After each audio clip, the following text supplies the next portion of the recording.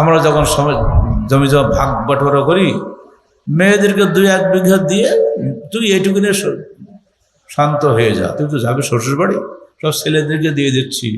অথচ ছেলে এবং মেয়ের কে কতটুকু পাবে কোরআনে পরিষ্কার সূরা নিসা 11-12 নম্বর আয়াতে বলা আছে।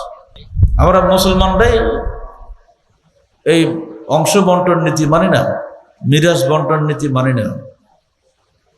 যদি মানতাম তাহলে মুসলমানদের মধ্যে পুঁজিবাদী মানসিকতা আসতে পারত না।